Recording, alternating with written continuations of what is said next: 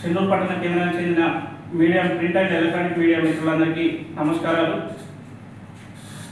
ఈరోజు మీడియా సమావేశం ఏర్పాటు చేయడం జరిగింది. నిన్న ఏదైతే నేతకాని సంఘం పేరు చెప్పుకొని కొంతమంది చెన్నూరు ప్రాంతానికి చెందిన నాయకులు మీడియా సమావేశం ఏర్పాటు చేసి మాజీ ఎంపీ పెద్దపల్లి మాజీ పార్లమెంట్ సభ్యులు వెంకటేష్ నేత గారిపై అనుచిత వ్యాఖ్యలు చేయడం జరిగింది. దాన్ని మేము తీవ్రంగా ఖండిస్తున్నాం.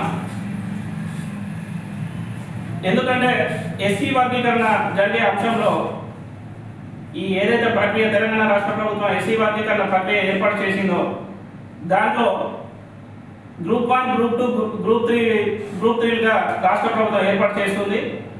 దీంట్లో గ్రూప్ 3గా మా నేతకాని సమాజం మాల సామాజిక వర్గంలో ఉన్న గ్రూప్ 3లో మమ్మల్ని ఏర్పాటు చేయడం జరిగింది. దీన్ని మేము పూర్తిగా వ్యతిరేకిస్తూ ఇటీవలే సీఎం రేవంత్ రెడ్డి గారిని కలిసి వెంకటేష్ నేత గారి ఆధ్వర్యంలో మందకృష్ణ గారి ఆధ్వర్యంలో మేము మా నేతకాని సమాజం మొత్తం రేవంత్ రెడ్డి గారిని కలిసి ఈ సి గ్రూప్ కాకుండా గ్రూప్ 3 కాకుండా మమ్మల్ని ప్రత్యేకమైన గ్రూప్లో నేతకాని కొన్ని వెనుకబడిన జాతులను కలిపి మమ్మల్ని గ్రూప్ 3లో ఉంచి గ్రూప్ 4గా ఏర్పాటు చేసి గ్రూప్ 4లో ఈ మాలకు సంబంధించిన ఉపకులాలు ఏవైతే ఉన్నాయో వాటిని అందులో పెట్టాలని చెప్పి మేము విన్నవించడం జరిగింది.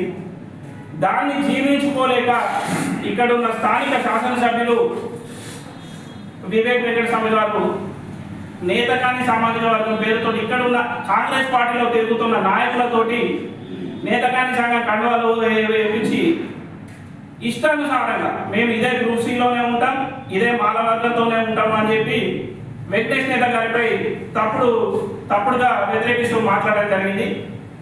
అరే బాబు, ఇక్కడ ఉన్న స్థానికంగా ఉన్న ఏది జనగామ తిరుపతి రామటేకి కోసం మీరు ఎవరి దగ్గర పనిచేస్తున్నారు, దేనికి ఎవరి స్వలాభం ఆశించి మీరు చేస్తున్నారు? ఈరోజు యావత్ జాతిని మీరు తాకట్టు పెడుతున్నారు. అక్కడ మీ స్వలాభం కోసం జాతి ప్రయోజనాలను మీరు నిర్వీర్యం చేసే పని పెట్టుకున్నారు.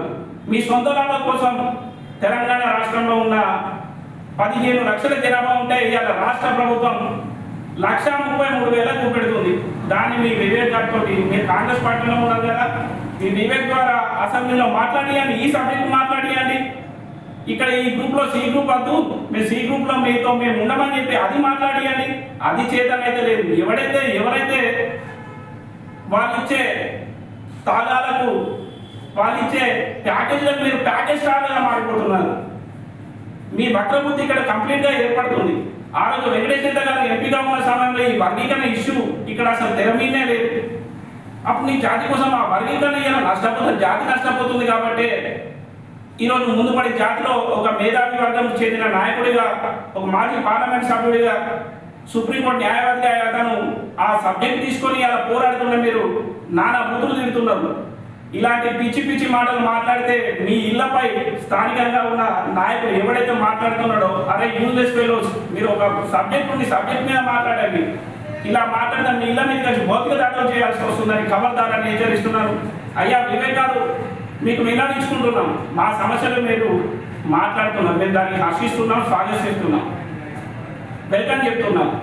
కానీ మా అసలైన నిజాలని, మా బాధలని ఇలా ఎస్టీ ట్రైబల్తో మేము సహజీవనం చేస్తున్నాం. ఇక్కడ ట్రైబల్ ఏరియా వరంగల్ కానీ ఖమ్మం కానీ ట్రైబల్ ఏరియాలో వాళ్ళకు రిజర్వేషన్ అనేది అక్కడ తెలియదు. 170 యాక్ట్లో ఉండదు. ఆ 170 యాక్ట్ దాని మీద మీరు చట్టం తెలియదా? ఆ ఇష్యూని మీరు ఏమని ఎత్తండి. మా జాతి పైన మీకు ప్రేమ ఉంటే ఇలా నేతకాని కార్పొరేషన్ అడుగుతున్నారు. ఓకే, సంతోషం. కార్పొరేషన్ వల్ల ఇక్కడ మీరు ఎలాంటి లాభం చేకూరుస్తుంది? తీసుకురండి, స్వాగతిస్తాం. కానీ జాతిని అడ్డం పెట్టుకొని ఇక్కడ మీరు స్వలాభం కోసం, మీ ప్రయోజనాల కోసం పోరాటం చేస్తే, మాపై విమర్శలు చేస్తే ఊరుకునే ప్రసక్తే లేదని హెచ్చరిస్తున్నాను. జై భీమ్, జై నేతకాని.